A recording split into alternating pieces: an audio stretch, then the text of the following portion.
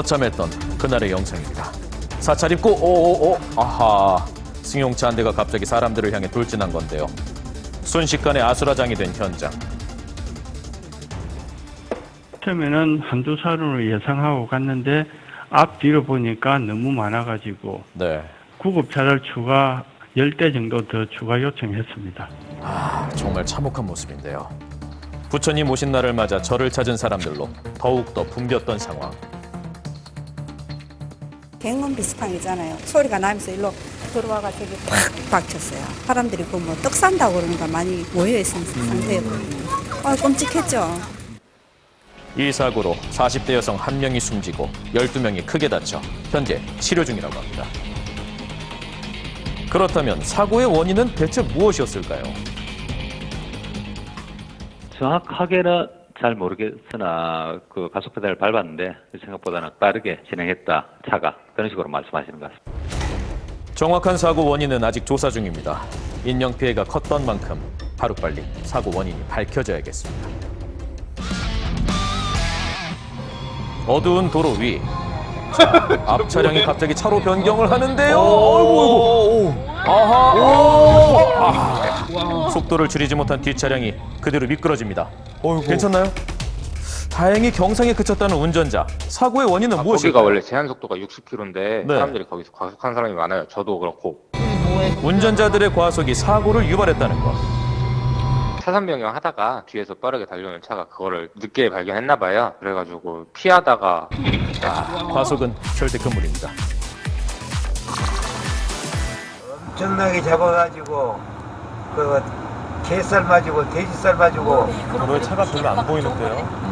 한 가족의 나들이길입니다. 그렇게 사고가 왜 그러지? 무슨 일인가요? 급발진. 이거 뭐죠? 왜 계속해서 달려갑니다. 속도가 줄질 않는데요. 너무 위태로워 보이는데요. 거의 그래. 차가 말을 듣지 않는가 봅니다, 지금. 아이고 얼마나 무서우셨을까요? 이거 어떡하죠? 속도가 계속 줄질 않아요, 속도가. 네. 아이고.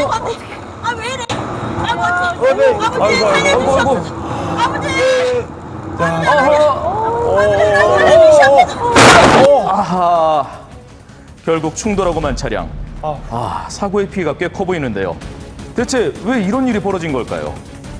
속도가 제어가 안 되는. 당시 조수석에 탑승해 있던 분을 직접 만나봤습니다. 저만 조금 거기에 비해서 조금 더 나은 편이고요. 저희 형님 같은 경우는 아주 중상이죠. 가장 피해가 컸다는 운전석. 괜찮으셔야 할 텐데요. 엄청난 속도하고 어떤 굉음이 났죠. 미쳤다고 봐야 돼, 차가. 한마디로 말해가지고 차가 미쳐가지고 날뛴다. 표현이 거기에 가장 적합하죠. 갑작스럽게 속도가 높아지면서 브레이크까지 작동하지 않았다는데요.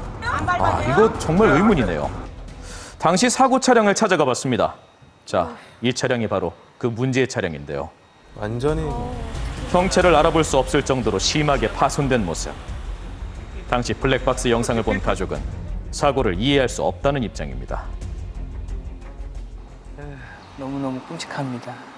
저희 아버님 한 40년이 넘으셨을 겁니다. 개인 택시 운전도 하셨고 이제 근래 한 20년 가까이는 큰 화물차 운전을 하시기 때문에 운전의 달인이라고는 말씀은 못 드리지만 운전 미숙이다, 조작 과실이다 이렇게는 생각하고 있지는 않습니다.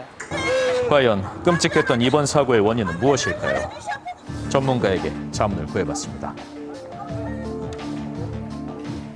이 차 같은 경우는 전형적인 급발진입니다. 급발진이요. 차량이 운전자의 제어를 벗어나 의지와 관계없이 계속 가속되는 현상인 급발진 사고. 이는 왜 발생하는 걸까요? 근데 이 급발진이 만들어진 것은 사실 자동차에 컴퓨터와 센서가 장착되면서 시작이 됐어요. 바로 센서와 컴퓨터의 이제 사용을 많고 편의 장치가 많아지면서 급발진이 증가하고 있다. 이렇게 보시면 됩니다. 1980년 초 자동차에 전자 제어 장치가 포함되면서 발생됐다는 급발진. 날이 갈수록 자동차가 전자화됨에 따라 급발진을 주장하는 사고는 끊임없이 이어지고 있습니다. 하지만 현재 국내에서 급발진으로 인정된 사고 건수는 단 한 건도 없는 상황. 아이고. 그 이유는 무엇일까요? 우리나라에서 일단은 자동차 어떤 결함이 있느냐라는 어떤 의심이 받았을 때는 그거를 운전자가, 차주가 증명을 해야 된다, 기술적으로. 두 번째는 급발진이라고 주장하는 여러 가지 건수들에 대해서 가장 중요한 부분이 뭐냐면 재현이 안 된다는 겁니다. 재현이 안 되다 보니까 자동차 메이커는 끝까지 급발진에 대한 존재를 아예 부정하는, 이게 우리나라의 현실입니다.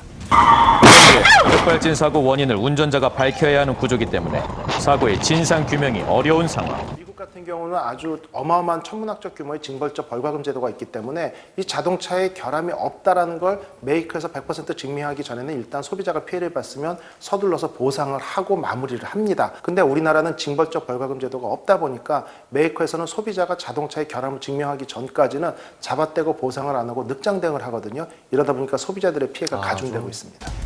제조사가 사고를 규명해야 하는 선진국들과 비교하면 많은 개선이 필요해 보입니다. 해외 사례를 본받아서라도 국내 소비자들이 안심하고 차량을 운전할 수 있고 소비자의 권익이 최대한 보호될 수 있는 제도 마련이 시급하다고 볼 수 있습니다. 빠른 제도 마련이 급발진 사고 피해를 줄일 수 있겠습니다. 블랙박스에 담긴 다양한 이야기를 공유해 주세요. 제보 주신 분들께는 방송 채택 시 소정의 제보료를 드립니다. 그날 이후 운전대만 잡으면 두려움이 앞선다는 제보자를 만나봤습니다. 요즘 무서워요. 내가 운전하기가 무서워요. 대체 무슨 일이 있었던 걸까요?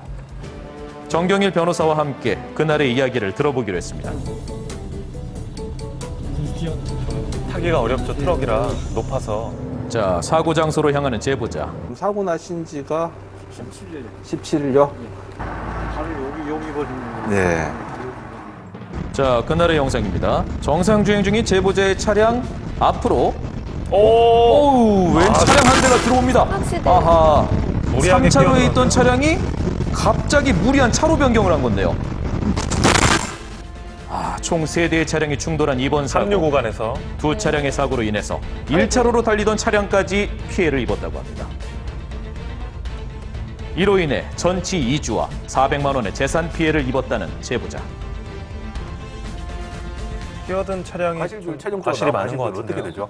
7대 3 정도 보고 있다고 하니까 7대 3. 예, 상대 쪽에서 예. 차로 변경이니까 7대 3. 예. 이렇게. 차로 변경이니까 일단 7대 3으로 본다 이겁니다. 인정을 안 하고 있습니다 지금. 아무리 생각해도 도저히 납득이 안 간다는 제보자. 피하기가 좀 과실이 어렵긴 했거든요. 없는데 자꾸 있다고 하니까 이 상황이 지금 되게 답답한 거죠. 그렇다면 이번 사고 어떻게 볼 수 있을까요? 상대 차량을 보면 차선 변경이 금지된 흰색 실선 구간에서 급차로 변경한 과실이 있고요. 차로 변경할 때는 그 변경하고자 하는 차로의 교통에 방해를 줘서는 안 되는데 이를 위반한 과실이 있습니다. 반면에 이제 제보자 차량에게 어떤 과실이 있는지를 살펴보면 제보자 차량의 경우에는 정상적으로 진행했습니다. 교통법규 위반 사실도 전혀 없고요. 상대 차량이 갑자기 급차로 변경한다. 그리고 방향 지시기 등도 사고 직전에 켠다. 전혀 급차로 변경을 예상할 수 없었습니다. 그리고 상대 차량이 급차로 변경하는 거, 그 인지한 시점은 사고 나기 바로 직전입니다. 피할 수도 없었습니다. 결국 이번 사고는 차로 변경이 금지된 흰색 실선 구간에서 급차로 변경한 상대 차량의 과실은 100%고요. 제보자 차량에게는 어떤 과실을 물을 수 없습니다. 무과실입니다. 애매한 백대행인 사건도 있을 수도 있고 명확한 백대행인 사건도 있을 수도 있겠는데요. 이번 사건은 명확한 백대행으로 판단됩니다. 참고로 흰색 실선 구간에서의 차로 변경은 중앙선 침범, 음주운전과 같은 12대 중과실에 해당되기 때문에 5년 이하의 징역 또는 2천만 원 이하의 벌금형에 처해질 수 있으니 각별히 유의할 필요성이 있습니다. 언제 어디서든 위험이 도사리고 있는 곳, 바로 도로 위죠. 나와 모두를 위해서 오늘도 안전운전 부탁드리겠습니다.